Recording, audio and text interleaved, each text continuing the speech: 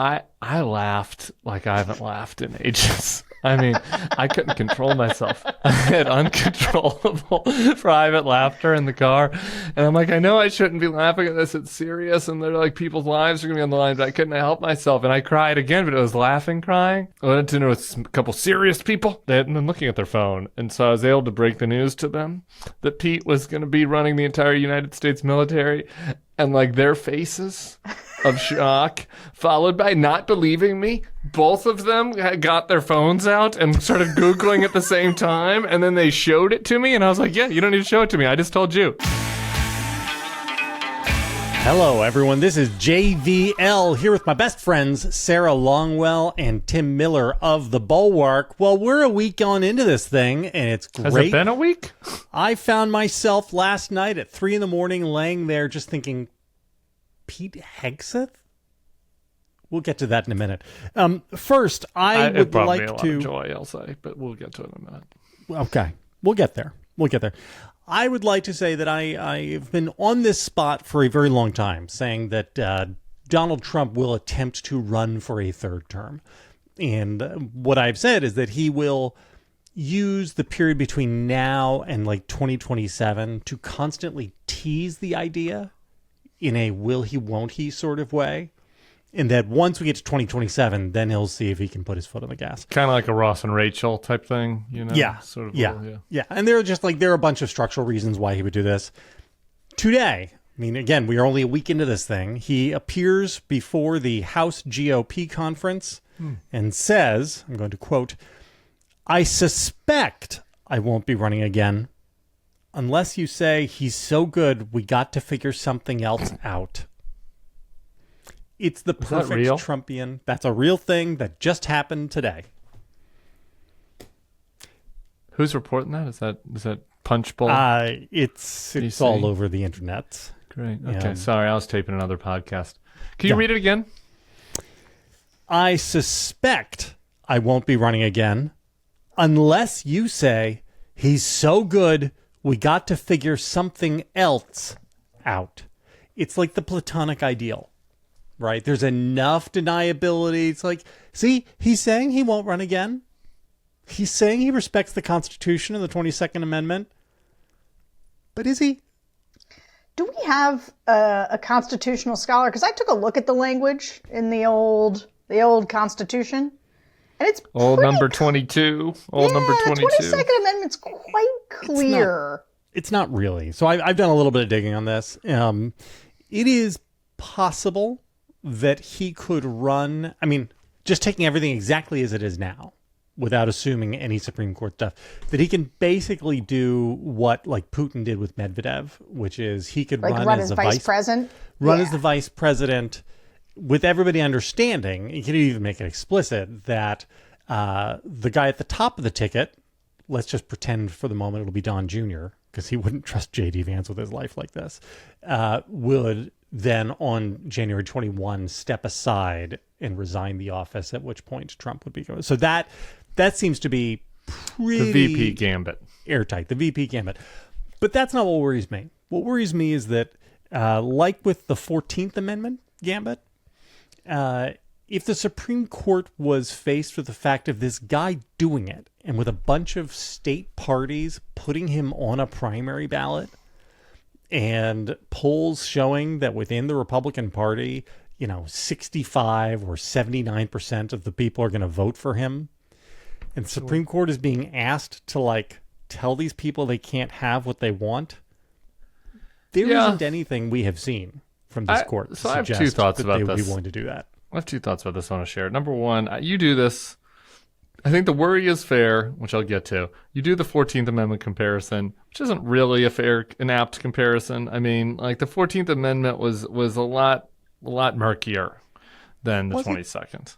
It was. Yes, I know that for the shtick, you have to kind of act like it was similar. And I was open, by the way, to the 14th Amendment being enforced in a way that would have prevented him from running. I think that there was an interesting constitutional question there. The 22nd is a lot more cut and dry. So that comparison isn't quite as apt as the shtick requires it to be to work. Presidential immunity.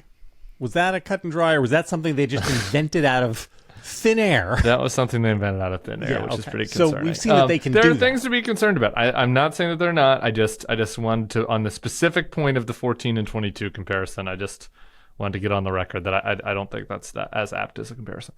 I will say this, though. I received a text yesterday from somebody about, like, Mona, I guess, wrote something that was like, there are no permanent losses, no permanent defeats for the Bulwark yesterday. And somebody was like, well, I thought that the Bulwark was like, democracy is over. And so I just, like, for the purposes of this conversation, just kind of setting the table, I feel like I've been very clear, but sometimes I'm not listened to, as, you know, I'm not, that people don't translate my words as clearly as I had hoped. I've felt like from the beginning that, like, probably it was more likely that he would just leave. If he won again, it was more likely than not. I've kind of vacillated between, like, there being a 2% chance that he tries to stay in power, or like a 40%. It's a pretty wide range, kind of depending on my mood that day and what Trump did most recently. And so the point that I was always trying to make, and that many of us, I don't speak for everybody at the Bulwark, but that many of us were making, is like, that risk, whether you assess it to be 2% or 40%, is too great. We've never had that risk really since the Civil War. Yeah, it's never been above zero since, well, I guess you could say since FDR, I guess. It's never been above zero since FDR. And that's bad, and that's disqualifying in its own right. And now that we're living it, you know, like, there's this question of, he's like making these jokes, and like, the jokes are bad, and I don't think that it does us any good for me to, like, get in my crystal ball and, like, decide what I think. Like, who the fuck knows what the world looks like in spring of 2028? But I do think that it is responsible and right to, like, live in a world where, like, he might try this. There should be, you know, that we'll have a legal vertical of people that are focused on that side of things, and there will have to be a public, you know, a public conversation that is sober, that hopefully, like, you know, convinces people that they should not give any aid and comfort to this. I'm not that hopeful on that latter point, but, like, I think that all that stuff is required, because, like, he's joking, he's not joking. Like, it's great. It's an insane thing to joke about.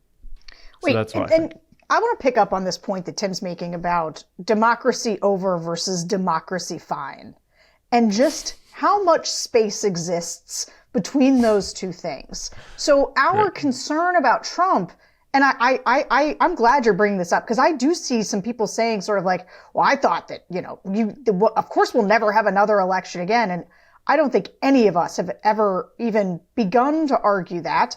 And again, this idea of, like, democracy over, it takes a long time to end, and would, especially for the world's oldest democracy, right? We do have a lot of things that even at, like, places like Orban's Hungary and other places where we've seen sort of democratic slide, you know, take place. And so our job, or even what we have been warning against, is the extent to which Trump stresses the democratic institutions in ways that other candidates and people who have been president have not. Now, lots of people, though, lots of presidents have tested the limits of their power and have done things that I think conservatives have balked at over the years. I think, you know, President Obama doing all of his czars and sort of doing an end run around, you know, the advice and consent role of the Senate. And every time that there's been sort of a stretching of the guardrails, or a stretching of what it means,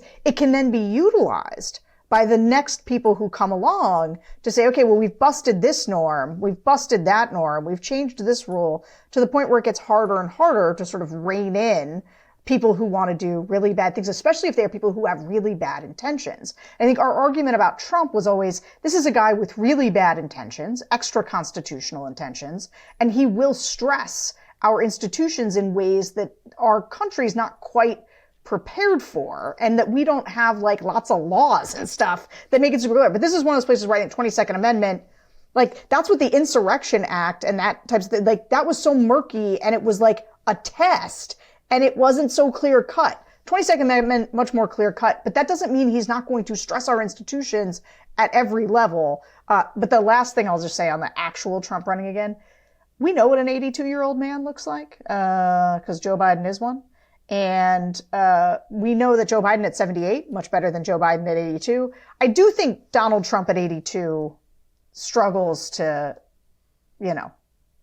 organize the idea that he ought to be. And actually, let me just make one more point. I'm talking to a lot of democracy people right now, and I wanted to make this point to them, and I haven't had the chance to do it yet, which is the extent to which it is very difficult to convince the American people about democratic threats when eggs are too expensive and milk is too expensive, because democracy is a luxury item in some ways, right? You're like, well, now you've got to think about institutions, and people don't want to think about institutions when they're stressed about like paying their bills. And we don't have to fight about that. I just want to say that was a suboptimal time to try to persuade people around issues of democracy.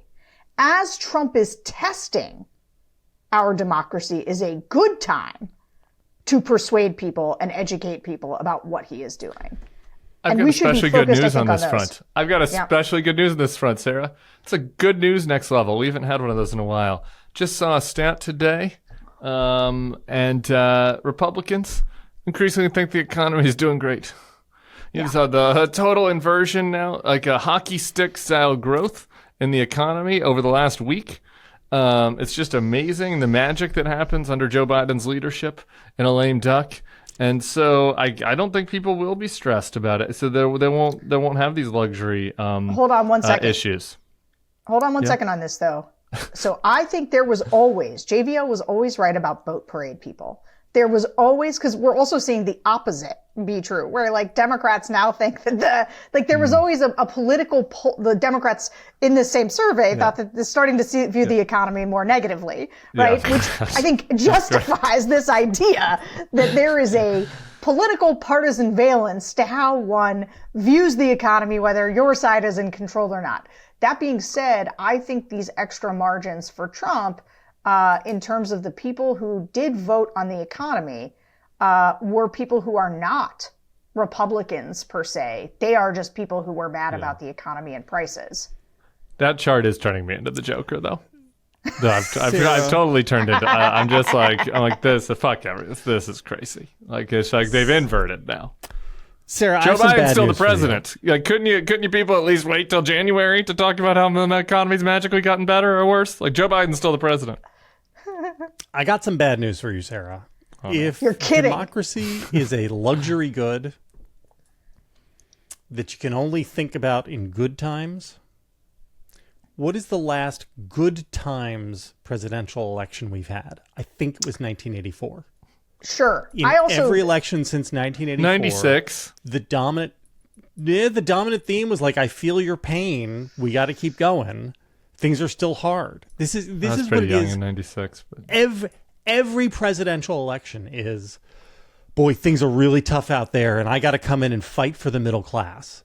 Every election since 1984 has been. Actually, you raise a good point here, which is I don't want to be glib about saying, because democracy is not a luxury item. Like, it is the foundation upon which all the rest. I know what you mean. I totally understood. I know. Yes. I'm not trying to be dismissive of, but I also think I have argued, and we have argued so much about the fact that, like, and it's funny, there's been a bunch of charts now showing how much democracy has actually risen in the eyes of people in terms of an issue that they are voting on. The problem is lots of Republicans are also voting on the issue of democracy because they think that Joe Biden is a threat to democracy. And so I think that we should make sure that we are very clear when we use the word democracy, that everybody ain't talking about the same thing and that people do not see the threats as the same thing. Okay. So let's get to the real news. Pete Hegseth, who... is that the real news? Who is a weekend morning cable news show host with 10 years of experience and a number of New York Times bestsellers to his name. I read the first 4 chapters. I don't believe he's written a word of any of those I think books, he has. But that's okay. I'm sorry. I've read the first 4 chapters of his most recent, and I think that strong chance he took the pen, at least in some parts. It does not read like, it was an erudite Manhattan Institute author. It reads like a Fox and Friends weekend co-host's book. When we are off air, I will share some intelligence I have from inside the right-wing publishing industrial complex. Oh, got it. So you're indicating that It's all written by one guy. It's a good ghostwriter. A ghostwriter that was able to channel the voice of a weekend Fox and Friend it's worse host. than that. It's worse than that. But I can't actually, I can't burn my source. So I'm going to keep that to myself. I'm sorry, friends. But he seems to have no experience running any sort of organization at all. He ran an AstroTurf pack. He ran an AstroTurf pack that I think had a couple staffers, including his brother, who he hired. And there was a complaint about that, and his response is basically like, there's no laws against hiring your brother for a nonprofit. So I think he was in charge of, I think, 3 or 4 staffers at an AstroTurf. Profit. And he's been nominated to be the Secretary of Defense. I think this is like nominating Allison Janney to be Secretary of the Treasury because she was on the West Wing. Why are you being mean about Allison Janney? She went to Kenyon. No, I'm not being FYI. mean. She's the best. She is. She can run Treasury. She would be better than all these. Yeah. I just would like to. I want to give my broader thoughts, but first I want to tell a story. I want Sarah to go first, but I just want to tell a story that, like, just because people have been worried about my feelings because I was crying on yesterday's daily podcast, and I got to tell you, you did. You cried. Love It cried, and I got a little verklempt. Love it. I haven't listened to Love It cried. Like, love it. Real Love it, kayfabe cried or real cried? Love It, like, to add, like, a grown man cried. Yeah. Wow. Listen to like the daily Tim podcast. Waltz, like, I love my son crying. Yeah, Tim Walz, I love my son crying. You never know what's going to happen on the Daily Bulwark podcast. You should be tuning in every day. I'm having to tape it every day. You guys should be listening. There's nothing I want more than listen to 2 grown men cry. It's nice. You know, we're gays. We're in touch with our feelings. Anywho, some people have been concerned. Lovett is gay? Yeah, obviously. Okay, anyway. So, you know, people are worried about me. And I got to tell you, when I saw the Caputo tweet come across, I laughed like I haven't laughed in ages. I mean, I couldn't control myself. I had uncontrollable private laughter in the car. And I'm like, I know I shouldn't be laughing at this. It's serious. And they're like, people's lives are going to be on the line. But I couldn't help myself. And I cried again, but it was laughing, crying. And then I showed up to dinner. And like you can't reveal your source. I don't want to embarrass the people I was at dinner with. But I went to dinner with a couple serious people. Serious, you know, so not podcast hosts. Serious people I had a serious dinner with. And they hadn't been looking at their phone. And so I was able to break the news to them that Pete was going to be running the entire United States military. And like their faces of shock, followed by not believing me. Both of them got their phones out and started Googling at the same time. And then they showed it to me. And I was like, yeah, you don't need to show it to me. I just told you. Like, you know, it was like that level of astonishment. Like, I need to see the New York Times front page with his picture on it before I believe this. That was so enjoyable for me that like I wanted to start going around the restaurant to tell other people just so I could like relive the experience. But luckily I did get to relive it one more time because Tyler had fallen asleep on the couch, so I got to wake him up with the news, which was really enjoyable as well. So anyway, I have broader serious thoughts about this, but I want Sarah to go first. I just wanted to share with people that it was good for me internally, at least in the short term. Yeah. So I will say that I have been thinking about what is the threat level of these choices, right? And like, what do we want? Like, what's the best case scenario for the country around this? And like, I think on some level, it's not that I'm happy about Marco Rubio per se. It's that I'm happy it's not Rick Grenell, right? It's like, I'm happy that, because there are dangerous people. There are craven people, and then there's stupid people. And I would say I would take craven, but like qualified, over actively dangerous. Okay, which I think flies in the face a little bit, JVL, of you being like, no, I want them to get the full Trump experience, which means I want these dangerous people. But I actually think that Pete Hegseth might be how we split the difference, JVL, because he's just stupid. Now, stupid in serious roles can be very dangerous. But my guess is that guy, based on what I know about him, is just a head of hair who has an affair every single time he gets married and has many, many children. Like, he's not he's an unserious person. He's right? a Princeton and Harvard guy. He's an elite. Is he? Dare I say an Ivy League elite. Isn't he both, though? Isn't he both stupid and craven? Okay. But I guess I'm working through the fact that at least with stupid and craven is like a better version than like actively dangerous, right? Like, we're not getting people who are like, I'm going to pull us out of NATO, abandon Ukraine. And like, when he puts, wants to do with vaccinations in the military. Yeah. Like, well, okay. But so if he puts RFK, right? RFK at Health and Human Services, say he's running that. That's dangerous. Ben Carson running HHS is just sort of stupid and craven, right? It's a little, and so I'm asking, but I would say my gut reaction to that is not like pleasantly surprised. And it feels like, okay, you're both getting the Trump experience, but it doesn't feel as like the harm is so bad that I really kick in with the like, no, we have to do the things that prevent so much of this harm. You know? So let me tell you the one possible downside of that for this is that it seems to me that Hegseth will have two briefs, if confirmed or recess appointed. The first brief will be to getting all of the woke out of the military. So far as I can tell, the military is one gigantic gay bar, and it's just like going to a pride parade. It's nothing but trans people and I don't know if drag queens are still a thing or what, pups, whatever pups are. Nobody will tell me what are a pup those is. things. Guys, we'll talk to you about pups on the other side. You have a second brief. What is the second brief? But the second brief is going to be culling the general officer ranks and getting rid of the cucks and woke generals. Translation, the generals who take the Constitution seriously. And that's a big danger, I think. That's a good teaser. That points to, that bad stuff that we started out talking about.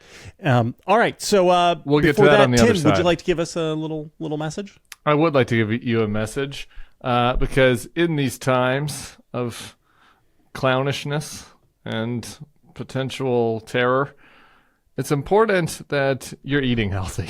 It's important that you take care of you on the inside. And if the beginning of fall has you feeling farmer's market vibes, look no further than Green Chef, the first certified organic meal kit company. You can bring the flavors of the farmer's market to you with fresh seasonal organic produce in every box, plus premium proteins like organic eggs, sustainably sourced seafood, and antibiotic and hormone-free chicken. RFK would like that. All these get delivered right to your door. Plus, you don't have to guess what to make with your farm fresh items. With Green Chef's easy-to-follow recipes and pre-measured and prepped ingredients, you'll be serving up a restaurant-worthy meal in no time. Fall's in full swing, and while our days are shorter, our to-do lists aren't. Green Chef can make your busy weeks easier with home delivery of step-by-step recipes and quality whole foods, including organic fresh produce in every box. You can even have a clean, feel-good Thanksgiving with all the fixins from Green Chef, featuring organic, free-range turkey, stuffing, gravy, mashed potatoes, cranberry sauce, and apple crumble. Green Chef just celebrated its 10th birthday last month. That's a decade of helping you eat more deliciously, sustainably, and nutritiously. Green Chef is also owned by HelloFresh, so with a wider array of meal plans to choose from, there's something for everybody. Cooking, I've found, it's something I'm trying to get back to. Trying to get back to exercising, cooking, watching NBA League Pass, other things to kind of, have the brain focused in other areas. If you're looking at a meal prep kit and getting ready for dinner, that's, not that long with Green Chef, thank God, but that's 20 minutes, that you're not spending reading Pete Hegseth's book, The War on Warriors. And that's a pleasant 20 minutes that I'm looking for in my life today. So if you want to join me, go to greenchef.com/nextlevel50 and use code nextlevel50 for 50% off your first box plus 20% off your next 2 months. That's code nextlevel50 at greenchef.com/nextlevel50 to get 50% off your first box plus 20% off your next 2 months. Get the #1 meal kit for eating well today. Whew. All right, Tim. All right. Go ahead. Do you want to talk about the generals, or I do. Sarah, Well, which one do you want to talk about? The generals? You had two briefs there. The clown college brief and then the insurrection 2.0 brief. So let's start with the clown college for a little bit, because as I mentioned, I was reading the book The War on Warriors earlier this morning. And a couple of things I noticed. The word transgender appears in that book, I believe 28, 29 times. Very serious. Like this book, which is pitched kind of as like a Pete Hegseth wrote a book about how to reorient the Department of Defense and the military. Right? It's like one of the reasons why you would justify picking him, right? It's like a blueprint. The whole book is about transgender people. Like, I don't know how many transgender people there are in the military, but if you listen to Pete Hegseth, I mean, you would think that everybody had the pronouns they, them, and, we're getting mastectomies, double mastectomies. Here's a quote I want to pull up here. There are so many quotes like this. He talks about how now for promotions, firsts is the most important factor in filling new commanders, and the military will not stop until trans, lesbian, black females run everything. I find that interesting. Is there that's probably very close to happening in the military. I guess I was Googling. Is there a single trans, lesbian, black female running anything? I guess would be the first place to start, because I disagree with the premise. I don't think that there would necessarily be a problem with having a major or a captain who is a trans, lesbian, black female. But if that's the biggest problem facing the military that he's going to need to address, I guess you would think that there'd have to be some evidence that a single one of those people existed. I'm not sure that they do in leadership roles in the military, but I'm happy to be corrected on that. I think that the scary version of this we should talk about, but the amusing Idiocracy, Hector Mountain Dew Camacho running the government version is leading by a nose in the race in my mind. And I think it's probably it'll be bad for 4 generals that wrote memos about their concerns about white nationalism or radicalization in the military. A couple of them are going to be fired. That sucks.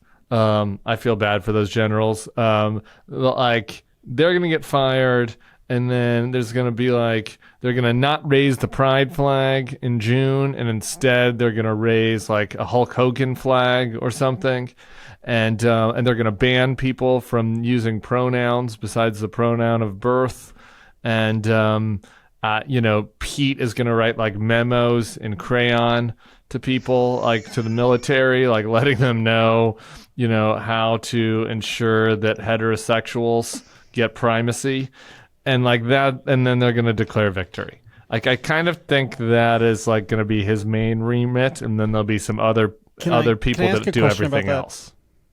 Yeah. Are you at all concerned that he might try to make the military friendly to white nationalism?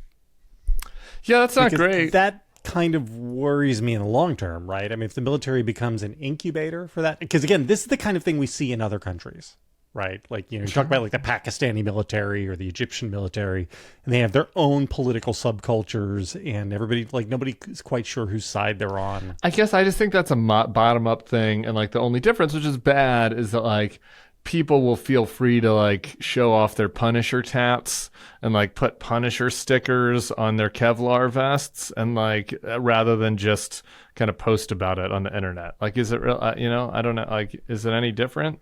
Is the top down? Once you stop feeling like you have to hide that stuff. That's true, JVL. I will say, and this it's not. I agree with Tim. It's not great, but here is where the clownishness, I do think, can become just sort of an asset, which for years is not necessarily long enough to engender complete cultural change in an institution that has an extraordinarily strong culture, right? And so you can fire a couple people, you can, I agree, I think he will do some of these things, but in terms of making it so for example, I'll give you one example of where I think it would be tough for them to make a change because of the ingrained culture. So I know that Pete Hegseth, much less so than talking about white nationalism, has said that he does not think women should be in combat, right? That's something that I think he's talked about in that book. That's a big something that he believes. Going and taking women out of combat now at a time when they are having a really difficult time staffing an all-volunteer military, like one of the reasons that having women in the military became increasingly attractive is that we have a career military. There were lots of women who wanted careers in the military, and they needed more people to come have careers in the military. And so the idea that they would simply, like he would be able to flip a switch and purge that seems unlikely. And furthermore, the idea that they could shift the culture to such a degree that it became, I mean, I actually think we already have a little bit of a problem where people who are in the military, it's not so much white nationalism, but I think there's like, if you go and look at the people who like stake out the border and join these militias, many of them are ex-military, right? It is people who are sort of looking for something to do now that they no longer have their military world, and they sort of go find another war to fight. And so I think it's already a problem, so it might exacerbate that problem, but I don't know that I think that it is like bottom falling out situation. And this is where I'm like, I recognize this is a very serious job and that you are now in charge of 3 million members of the military. But I would take clown over pernicious actor, I believe, in this. I'm testing that theory a little bit, but that's my gut instinct. This is, and I want to get to the worst part, but just really quick on the clown over serious danger. This is where me and Bill are in a disagreement. Because Bill wrote for the morning newsletter about how this is an important moment for demonstrating that the Trump's MAGA people can't get everything they want and they can be stopped. But I don't know. Maybe that's true. Maybe I'll feel differently about this in January. But to me, it's like, I don't understand why we should let the Republicans unravel themselves from this and make themselves feel more serious than they are, because there is no rationale by which you could say, I think that Donald Trump should be the commander-in-chief of the military, but I do not believe that Pete Hegseth should be the Secretary of Defense. I'd love to hear somebody try to make that case in a serious forum, in a long-form setting. I don't know what their case would be, though. None of them actually believe that Donald Trump should be the commander-in-chief. Okay. Well, unfortunately, they all supported him. Right. Right. So, I know, but this is the difference between what they say in public, what they say in private. Yeah. Right. So for me, it's like, why would we encourage them to give themselves the patina of seriousness when it's like if Donald Trump's going to be the president, why not Pete Hegseth and Secretary of Defense and Judge Jeanine at DOJ and Mike Huckabee as the ambassador to Israel? He already is that. And I don't know what other hosts we can give things. Tyrus could run HUD. What? Purging the General Officer Corps. Yeah, I mean, that's not good. That's not good, but they signed up for that. Donald Trump wants to do that. It's not Pete Hegseth that just wants to do that. So I guess the serious problem that you get to then on purging the General Officer Corps is that part of some effort to like create a military full of loyalists to Donald Trump. And I think that Republican Guard, just to pick out a term. Well, I think that's a tail risk. I think that's a tail risk. It's like, that's challenging to do in 3 years, and the military. This is my point about the short period of time. Yeah, like to create that, to undermine the entire culture in 3 years. I'm saying it could move in a not good direction, but like the bottom falls out, and now he's got Republican Guard. Seems, and it's like John that Kelly was already shifting beneath our feet, and we didn't realize it. Kind of like 2016, maybe. But how You know? like how easy is it to demonstrate? I just look at Kelly, Mattis, Milley, like they all got picked by him. You know what I mean? Like it's one of those things where, and all these people fucking convince themselves that like we're preening panic artists, and Donald Trump really is strength, through peace through strength leader, right? And so it's like it's not actually as easy to vet the types of people that would go along with a Trump coup as you think. Because, like, to be honest, like, John Kelly would have seemed like somebody that would have gone along with it, I think. If you were doing a little system internally, you're like, all right, well, he took DHS and he went along with the Muslim ban and he enforced that. And, like, this might be a guy that we could try. You know what I mean? Like, I don't know. Like, it's not as obvious as people think. Like, if there are I think they said there are 44 generals. Like, who are the 4 that would go along with it? Who are the 8 that we have to purge? I don't know that is the as easy. optimistic view on this. Yeah. Okay, great. That is the optimistic view on this. That's the optimistic view. Yeah. Sarah, do you have a message for us? I do, and I'm glad to be able to do this one this time. This year, gift yourself a better night's sleep in the softest, most luxurious sheets from Boll & Branch. This single upgrade will immediately change your sleep and bring you the most comforting bedding experience. Their signature sheets feel breathable, luxuriously soft, and get softer with every wash. They have designs and colors for every bedroom style and mattress size. These all-season sheets have a breathable, unmatched softness to start and get softer with every single wash. And you can try Boll & Branch sheets with extended returns for the holiday season. Plus, their signature sheets come wrapped and ready in a beautiful holiday gift box.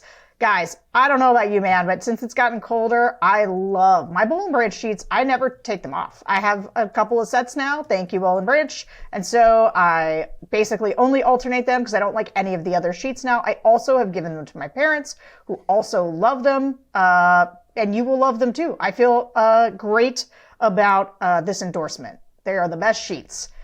Gift yourself and your loved ones a better night's sleep with Boll & Branch, and right now is their best offer of the entire year.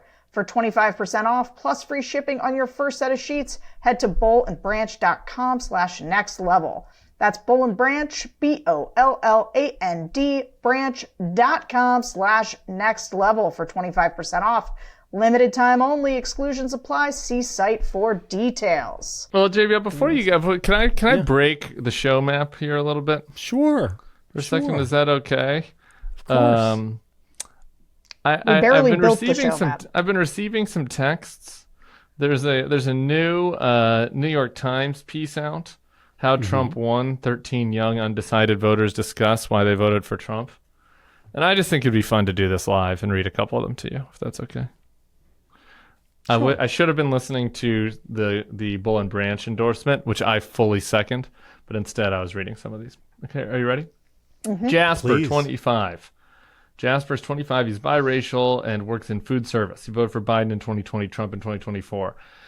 He says, I'm kind of worried about Project 2025. If some aspect of that goes through, people are going to blame me for voting for Trump. I'm also a little bit worried about food safety scares. I'm also worried about personal immaturity type stuff where he'll just say things to world leaders.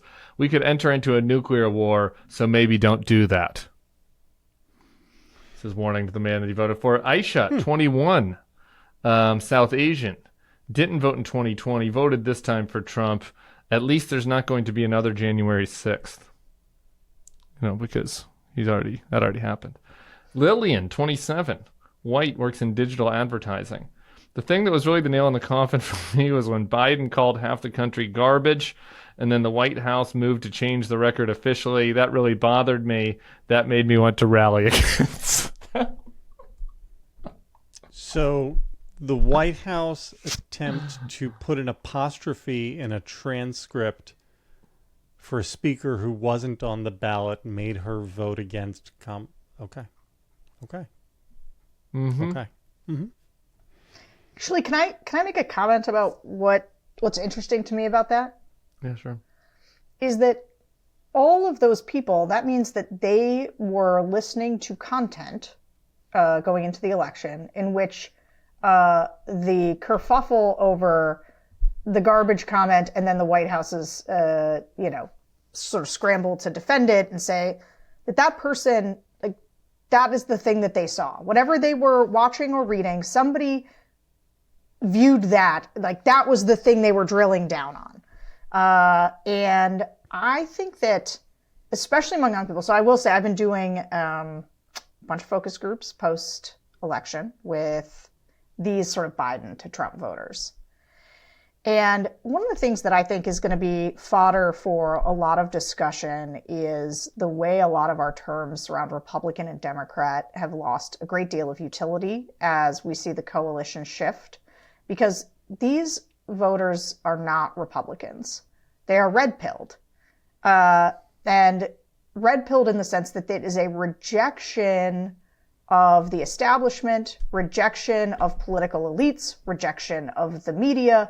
It is not defined by a set ideology or anything that they are for or interested in. It is built around what they reject, and they reject it because the media that they consume, the things that they see, mainly on TikTok and other things, are basically creating for them the sense that the real people that are messing it up are these elites like Joe Biden. And I just think we should grapple with this. This is a nice transition into the norms convo that JVL is going to do, but I have to read one more first because this was in a swing state. Pierce, 26, North Carolina, white, didn't vote in 2020. I voted for Trump. I decided after Kamala went on Call Her Daddy.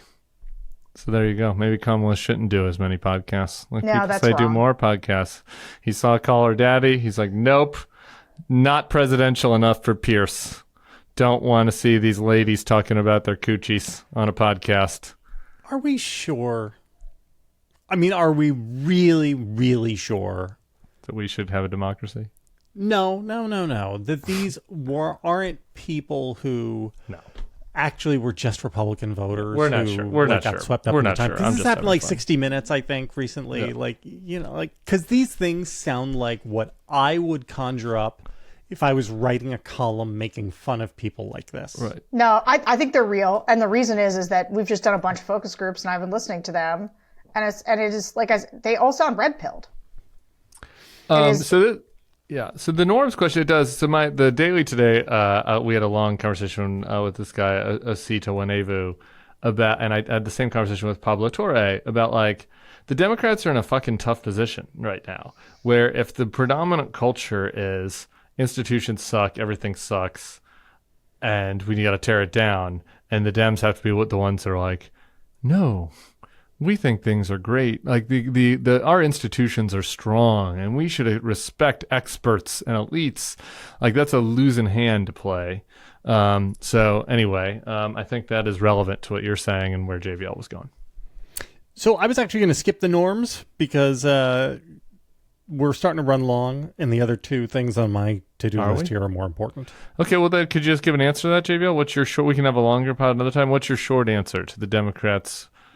Assuming that the thesis is true that is being laid out by Sarah and these focus groups and what we're seeing elsewhere, that the Democrats having to defend the system is putting them in a bad place with key voters, how do you fix that? My short-term, my tentative answer, because I really don't, this is something I've thought a lot about so far, and I don't have, and neither of you are going to like it, is that the way the Democrats square the circle is by going into very, very hard into populist radical economics. And it becomes like an eat the rich. The system they're rebelling against is the billionaire class and the oligarch class, and it looks much more like Bernie than Josh Shapiro. I think. Continued. I mean, it's just again, this is not a preference thing, but just for precisely the reasons you say. Like, if you have to, so you can still be pro rule of law in that scenario, right? But you have an institution that you're scapegoating. I think you can also be populist center. Populist center, we have to reform the campaign finance, get the billionaires out of our political system, right? Like, there are ways to do that. Maybe you could do that. I mean, I would like to live in a JVL, populist the people center. who ran ahead of Kamala Harris, the Democrats who ran ahead of her, held their seats, whatever, they ran against Democratic Party like insanity, like government overreach, and they did not run as populists. They didn't. They ran. Colin Alred, you guys like it or not, but I was looking at what he said. He made the trans stuff. He like said, I do not think. He had a whole ad. The focus of it was, I don't want boys and girls sports. And I have seen no evidence electorally that the more populist Bernie-like candidates did. But that's different than the trans stuff, though, right? I mean, the more populist stuff is a straight economic. Right. It eschews all of the identity politics stuff, and runs right at sort of a hardcore economic populism, which I think is like sort of where Walz was, kind of. I don't know. Ooh, Tim Walz? Yeah, it's horrible. Guys, okay. We have not done a relitigation of Tim Walz, but if we do at some point, I've got thoughts. Anything. I mean, look, 5 minutes from now, nobody in America is even going to remember who he was. Yeah, we can avoid that. There was a loud. Okay, go ahead. It's kind of the point, though. Yeah, that's exactly that's the point. So Elon Musk seems to maybe kind of be like the shadow president. He was on the phone call between Trump and Putin. He was appointed to the Doge Committee, which, Tim, I saw the thing you and Sam did last night on this. The only thing you missed is that obviously the report should not come out on July 4. It should come out on April 20, because this is like Elon loves weed jokes, loves weed jokes more than anything. And isn't 420 or is it 422? 420. Well, 420. 420. Yeah, it should come out on April 20th, obviously. Yeah. They could just do it at 420 in the afternoon. But Elon was with Trump at the House GOP meeting today as well. Co-president. Do you guys have any thoughts about this? Somebody, I hate it when I steal a thought that I forget who did it, but the Elon Trump thing has a whiff of being less Elon going into Twitter and tearing everything up, and more Elon marrying Grimes and having a couple of children with weird names, and then divorcing and falling out with all, like he has with all of his wives. Grimes? Did he split with Grimes? I thought they were still together. No. No. Yeah. I mean, they're on again, off again. My point is, he's had several failed marriages, and it feels more like a failed marriage than a takeover. Like, is this really going to last? Like, the Elon Trump buddy comedy, like, how long could this possibly fucking last? So let me tell you what it reminds me of, which is Bannon, right? Which is what happens when Trump has somebody who provides him a lot of help by bringing him sort of a populist message that Trump, is like, oh, okay. And so somebody's kind of an architect of something with him, helps him out.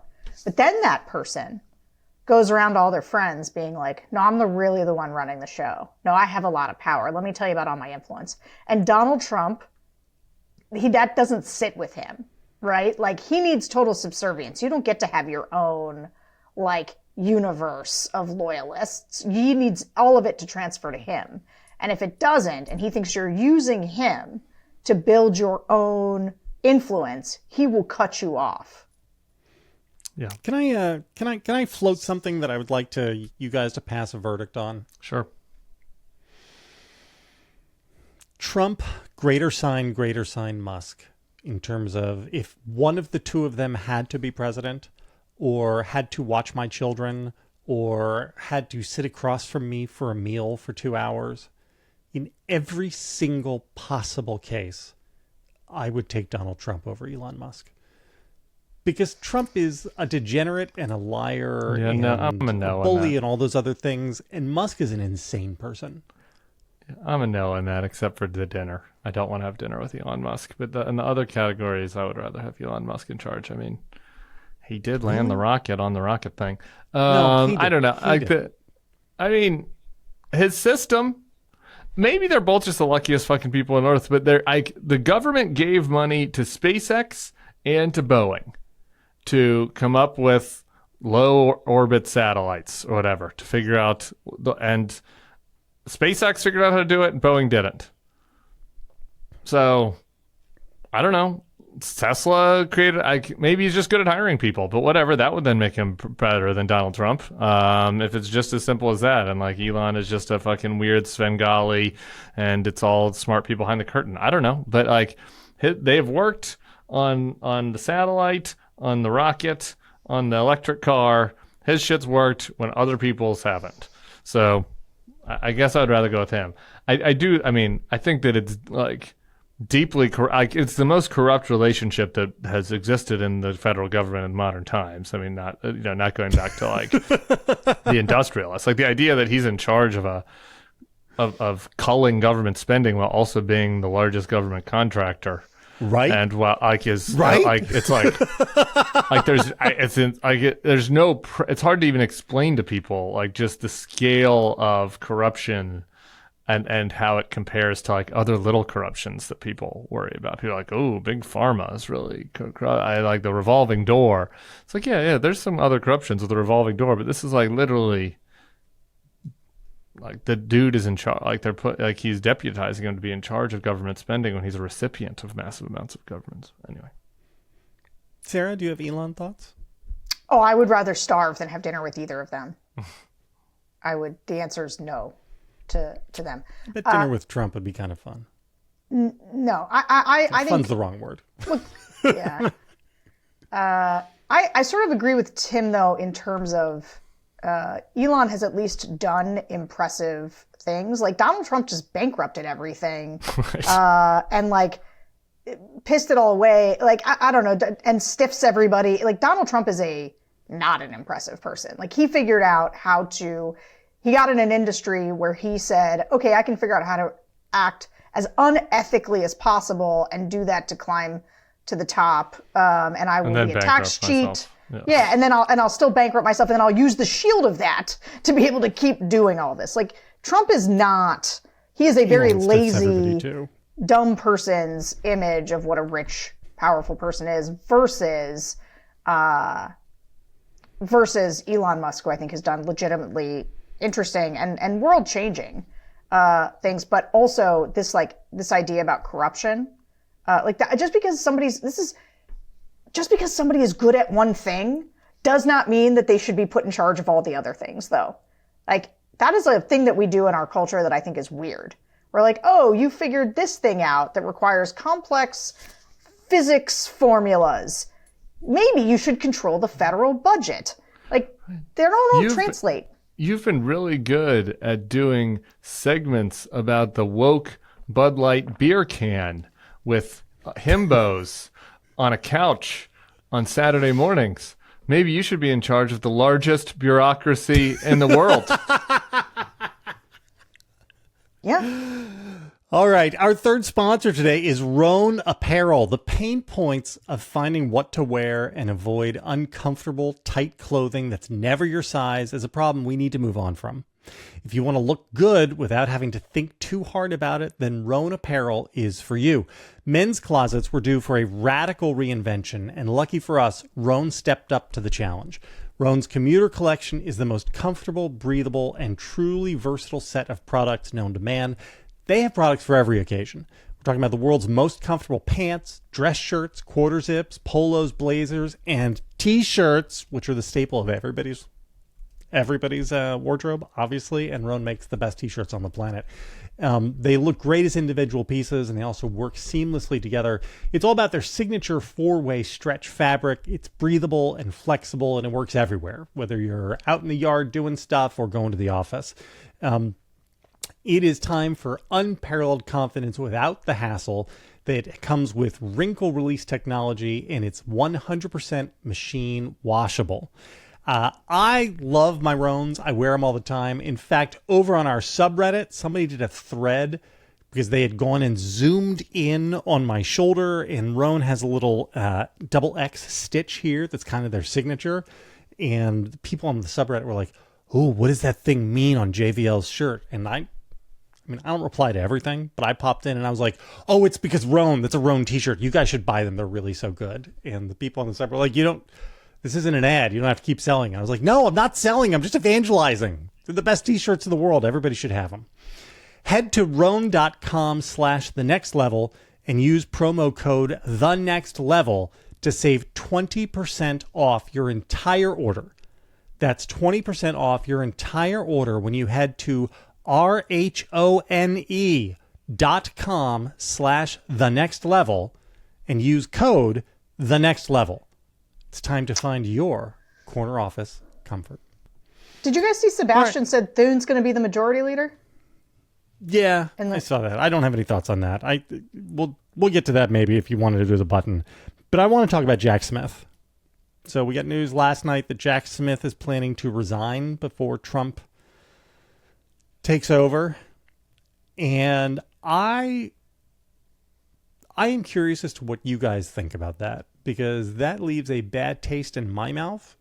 And I don't understand why we're going to save Trump the fight of firing Jack Smith and then the public shame of going after everybody in DOJ who doesn't resign over it, or what? Like, what?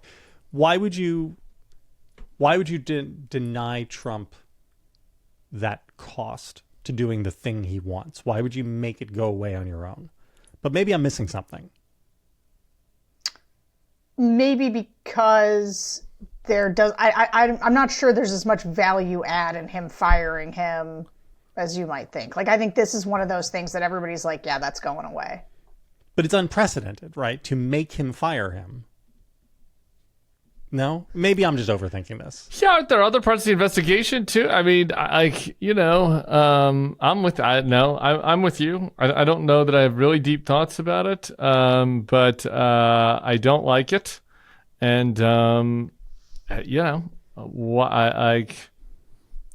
guess I don't see, what is the point of quitting beforehand? Just to avoid the hassle? I don't know if that's it, or if it's, he has to give a final report by statute to the Attorney General. And maybe the answer is that if he gets out ahead of time, he can give his final report to Merrick Garland in the hopes that Merrick Garland makes it public. Whereas if the final report goes to Attorney General / Judge Janine, she would disappear it, right? She'd just pop it in the shredder. So maybe that's the calculation. And if so, and if what's in the report is damning, and if Garland releases it, then I think I understand and it all makes sense. But if Merrick Garland is like, nope, there's really no public value in releasing this information, we gotta, be apolitical here, then that fucking guy. I do think George has kind of been on this on the legal side, where he thinks that kind of like the one thing that really needs to happen is that Jack Smith has to figure out a way to make this public. And the public should know what's in there, just for historical posterity, if nothing else, even if it's not persuasive from a public opinion standpoint. And I think that sounds right to me. I do think that the American public, because this stuff all moves so slow and we didn't actually get to adjudicate Trump's crimes, I think that whether it is posterity or public opinion, whether it would have mattered or not mattered, I do think it was important for America to know the truth about Trump's mishandling of classified documents. I think it was important for the American people before they had to face the choice of electing him again. And we didn't get those. And I think that's been it's a net harm in a lot of ways. I mean, he could have gotten both, though, right? I mean, if he stayed on, he could have forced Trump to fire him, and he could have given his final report to Trump's AG, and then he could also have given a version of it to the New York Times. I mean, maybe. Jack Smith is not without agency here, right? I don't know about that. Why not? Well, I don't know. Like, I don't know what I would have somebody from DOJ advise me on like what this is, but like the idea that you can just be appointed a special counsel and just leak everything to the New York Times, that feels like maybe a road. Feels like we've had special counsels in American history who have done exactly that. Who? Ken Starr did a lot of leaking. A lot of leaking from Ken Starr. That's true. Can I throw out there Ken Starr's office? Sorry, and I don't mean Ken Starr person, but it's like, the special prosecutor, the independent counsel's office, is a sprawling thing. Like it's got dozens of people in it. Like it. That's what I'm saying. We should just say, like, there were obviously Mueller leaks before the final report. Not everything went out, but is it? I guess we should just throw into the possibility that fear of retribution is driving this. Yeah, right. Trump has talked about wanting to arrest everybody who was doing this, right? Hasn't he spoken specifically about Jack Smith himself? And Yes. So I don't. I'd like to know more before I render a verdict. I'm with you. It should be public, but I think that there are a lot of concerning reasons why he would be doing it. He would be resigning first. do you think Garland would sit on it instead of releasing it? I find that hard to believe. But I gotta say, I guess this is a real question for you guys. Retrospective, and maybe it's not fair to judge Merrick Garland retrospectively, because we know things now in 2024 that we didn't know in 2021. But his decision to slow walk all of that and to give the Republican Party the grace to move on from Trump, to give Trump the ability to walk away and, stop the bleeding and the body politic and all that, that stuff looked statesmanlike but questionable. And now I think it looks hopelessly naive and catastrophically foolish. I have a button thought on this. I think that beginning literally as early as June 2015, with the way that the Republican other campaigns, including one that I was working on, dealt with Trump, Trump has benefited from his opponent's lack of imagination about his political potential and the nefariousness of his potential activities. And, we did a lot of campaigns. I always, when people ask me, what do you look back on for 2016? Is there any way you could have stopped Trump in the primary? And the only thing I can think of is, had we tried to kill him in the crib? Not literally, the phrase. But had there been an Oppo campaign against him to stop him, to remind people how liberal he was, to just prevent him from getting momentum, maybe that wouldn't have worked, by the way. But that didn't happen, right? He was able to get this huge runway, and he was winning by the time anybody really tried to throw a punch at him. And so that was based on a naivete, a belief that Trump's not really going to win. Actually it'd be better if we let him get up there, because then if it's Marco and Trump last or Jeb and Trump last, we'll be able to beat him because he's so weak, right? So that naivete undergirded McConnell's failures, Garland's failures, Ruth Bader Ginsburg's failures, Hillary Clinton's failures. We could Joe Biden, and I think that it's probably a good lesson for right now. Also, as we contemplate questions such as, might he try to run again in 2028? Pete Hegseth, how dangerous could he be, et cetera, et cetera. So I think that that's true about Merrick Garland, but I think it's true about basically everybody. I have nothing to add to that. Guys, good show. Super long show. I feel like we're coming to a better place. I feel like maybe it's just so crazy that everything could all work out okay in the end. See you next week.